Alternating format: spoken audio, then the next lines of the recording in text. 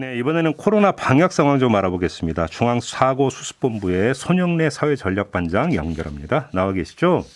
예, 안녕하십니까. 안녕하세요. 확진자 숫자가 20만을 돌파했던데요. 이거 괜찮습니까? 일단 3월 1일 제가 검사량 자체가 100만 건을 돌파했습니다. 어허. 역대 최대의 검사량을 보이는 가운데 의심 환자, 이 판별진료소나 보건소 쪽에서 검사한 건만 72만 건 정도 검사를 해서 네. 검사량이 굉장히 많아지고 있는 가운데 확진자도 계속 좀 같이 증가 추이는 보이고 있습니다. 네. 다만 그 확진자 증가율은 좀 둔화되는 양상이라서 이 부분은 금주를 좀 봐야 될 것 같습니다. 그러니까 절대량은 늘고 있지만 증가율은 둔화되고 있다는 말씀이십니까? 예, 보통 지금 뭐 매주마다 이제 이른바 더블링이라 그러죠. 네. 두 배씩 증가하는 경향들이 보이고 있었는데 지난주부터 조금씩 증가율이 둔화되기 시작해서 이번 주도 증가율이 지금 상당히 둔화되는 추세라서 어허. 이러한 추세가 이번 주에 계속 나오는지는 좀 봐야 될 것 같습니다. 그러면 지금 거의 정점에 도달하고 있다라는 어떤 추론으로 연결이 되는 겁니까? 그 얘기는? 예, 증가율이 계속 이렇게 둔화되고 있으면 정점에 가까워진다라고 판단할 수 있을 것 같습니다. 그렇게 보시는 거고요. 알겠습니다. 그런데 지금 PCR 검사는 보통 그 다음날 이제 그 판정 결과가 나오잖아요. 근데 판정 통보가 지금 그 다음날 안 나고 2, 3일 늦춰지고 있다는 이야기가 여기저기서 들리던데 지금 PCR 검사가 물리적인 한계 상황에 와 있는 겁니까? PCR 검사량 자체가 굉장히 증가함에 따라서 예. 좀 그런 측면이 나타나고 있습니다. 아까 지금 3월 1일자 PCR 검사 건수가 제가 105만 건을 실시를 했었는데 예. 이렇다 보니까 이 부분들이 행정적으로 처리되는 속도가 좀 지연되는 문제들이 생기고 있습니다. 그래서 그것 때문에 아예 이제는 검사 통보를 좀 자동화 시스템에서 개별 문자 등으로 통보를 한다든지 예. 혹은 이제 뭐 방역 패스하고 좀 연동돼 있지만 음성 확인서 발급 같은 거를 중단시키고 이쪽 PCR 쪽으로 역량을 좀 더 배치하는 쪽으로 조정 등을 지금 실시하고 있는 중입니다. 그러면 검사 역량이 아니라 검사 후에 행정 처리 역량이 지금 부족하다 이 말씀이십니까? 예, 그렇습니다. 검사 자체를 판독하는, 그러니까 검사를 갖다 돌리는 양이 많아지니까 예. 거기서 결과가 나오는 시간도 조금 지연되고요. 그렇게 지연된 것도 행정부 처리를 해서 네. 통보를 해드려야 되는데 네. 통보 과정에서 또 행정 처리가 늦어지는 측면도 있습니다. 그렇군요. 아무튼 이제 가장 지금 주된 포인트는 병상 상황이잖아요. 병상 상황은 지금 어떻습니까? 아직 전반적으로 50% 정도의 여력들을 가지고 있어서 네. 이게 확실히 델타 때와 좀 다른 점은 델타 때보다 확진자는 거의 10배, 20배 이상 나타나고 있지만 병상 여력 자체는 지금 50% 정도 여력을 가지고 있습니다. 예. 저희가 중환자 전담 병상만 놓고 보면 한 2,700병상 정도를 가지고 있는데 현재 한 1,370병상 정도를 쓰고 있어서 아직 절반은 지금 남아있는 상황입니다. 그러면 그 연동이 되니까 다시 그러면 돌아가서 이제 정점에 가까워지고 있다고 말씀하셨잖아요, 반장님. 예. 이 정점이 언제쯤에 그러니까 정점에 도달할 걸로 전망을 하세요, 정부에서는? 일단 금주는 좀 더 봐야 된다는 느낌이고요. 예. 금주 지금 이제 오늘이 원래 이제 그 100만 건 이상의 검사가 발생했기 때문에 거기에 따라서 확진자가 대폭 크게 나오고 있는데 예. 지난주와 대비해서는 증가율이 좀 대폭 둔화되는 양상인데 이게 내일 모레 이번 주 내내 좀 이런 현상이 나타나는지를 봐야 될 거라고 보고 있습니다. 만약 그런 양상들이 계속 동일하게 나타난다 그러면 전문가들께서 예측하는 대로 아마 한 1, 2주 정도 사이에 정점이 좀 형성되는 기간이 나올 거라고 지금 보고 있습니다. 그러면 지금 아직 병상은 한 50% 정도의 여유가 있고 그다음에 증가율이 둔화가 되고 있다면 앞으로 뭐 병상 문제는 그렇게 크게 걱정 안 해도 된다. 이렇게 그 중간 결론 내려도 됩니까? 예, 다만 이제 유행의 정점과 의료 체계의 정점이 좀 다릅니다. 예. 그러니까 이 유행의 정점은 한 1, 2주 정도 이내에 나타난다고 하더라도 거기에 따라서 확진자들이 이제 중증화로 바뀌는 시간 소요들이 좀 있기 때문에 의료 체계의 정점은 그보다 한 또 2, 3주 정도 뒤늦게 들어오기 시작합니다. 3월은 좀 지나봐야 되겠네요. 3월 말이 결국은 저게 되겠네요.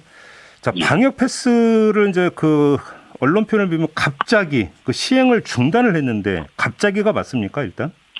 일단 전체적인 체계 전환 과정이라고 좀 보시면 될 것 같습니다. 예. 제가 이제 국내에서 오미크론의 치명률들을 계속 분석을 하면서 이제 외국 자료는 알고 있었지만 국내 상황을 계속 확인을 하고 있었고 이제 제가 발표한 것처럼 오미크론의 치명률은 한 0.18% 정도 그리고 지난 2주간은 한 0.09%로 이제 계절 독감의 2배 수준 정도 그 정도의 치명률로 지금 분석되고 있습니다. 예. 델타에 비해서는 한 7분의 1, 8분의 1 수준이고요. 예. 예. 그러니까 이제 그렇게 됨에 따라서 저희가 방역 체계 전반을 델타 때와 같은 확산 최소화, 이 유행 억제 쪽으로 잡기보다는 중증 사망 최소화를 위한 방역 체계로 전환을 하고 있습니다. 예. 예, 그렇다 그 성격 자체가 이제 접촉자 관리를 좀 최소화하면서 예. 오히려 고위험 확진자 관리에 주력하는 체계인데요. 그러니까 이런 전환에 따라서 방역 패스의 효과성도 좀 저하되는 측면이 있습니다. 예. 아주 단순하게 예를 들면 이게 역학조사를 해서 접촉자를 찾아서 격리를 하지 않고 있고, 네. 예를 들어 뭐 확진자의 동거 가족들에 대해서도 예방접종력과 상관없이 격리를 내가 하지 않고 있습니다. 이제 이런 상황에서 이 미접종자의 차단 목적이 있는 방역 패스의 효과성이 좀 저하되는 측면이 있는 겁니다. 네. 그래서 그런 부분들과 그리고 아까 말씀드린 대로 음성 확인서 발급도 지금 보건소 검사의 한 60% 정도가 이목적으로 검사가 되고 있어서 네. 이 부분을 오히려 줄여서 고위험군 중심으로 계속 행정력을 집중시킬 필요도 있기 때문에 예. 그런 목적들을 좀 고려해서 이 방역 패스를 중단하는 것으로 결정을 하게 되었습니다. 그런데 이제 전문가들 같은 경우는 다 좋은데 그래도 정점 지난 다음에 해야지 너무 빠르지 않느냐라는 지적이 일부 목소리가 나왔고, 정치권에서는 그 목소리를 받아가지고 결국 대선 고려해서 너무 빨리 푸는 거 아니냐, 속도 위반하고 있는 거 아니냐, 이런 그 주장도 일각에서 나오던데 어떤 말씀 주시겠습니까? 일단 이게 현실적으로 법원 판결에 따라서 현장에 혼선이 좀 가중되는 측면들이 있었고요. 예. 그러니까 지금 이제 뭐 대구 같은 경우는 오히려 식당에 대해서 방역 패스가 해제되는 상황이 지금 벌어졌기 때문에 네. 그런 좀 혼란도 발생할 수 있고, 언론하고 정치권에서도 계속 방역 패스의 효과성이 저하되는 부분들을 좀 많이 비판을 하셨습니다. 그렇다 보니까 사회적 갈등이 굉장히 좀 커지는 양상으로 네. 이게 되었습니다. 지금 이 시기가 좀 다소 혼란스러울 수 있는 부분들은 현재는 사실 델타 때의 방역 체계와 네.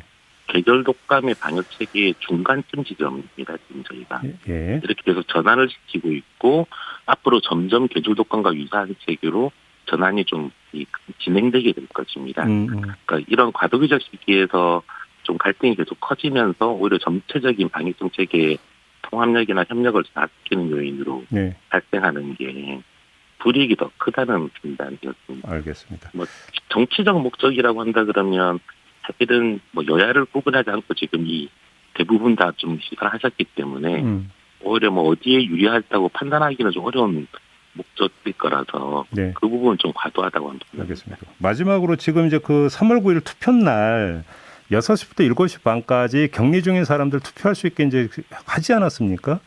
지금 예. 당국에서는 이 1시간 반 동안에 어느 정도나 투표를 할지 혹시 좀 예상하신 수치가 있나요, 혹시?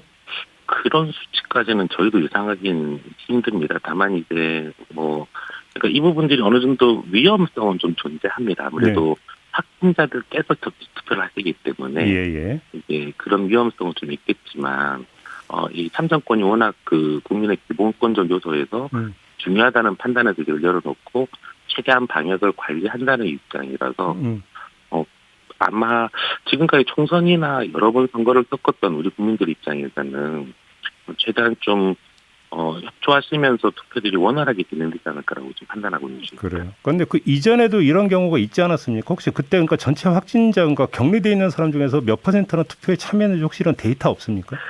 확진자를 제가 투표시키는 거는 거의 처음이라서요. 네. 저희가 보통 이제 그 전에 격리되셨던 분들, 접촉자라서 격리돼 있는 사람들, 예, 그런 분들이 좀 투표를 하게 되시는 거고요.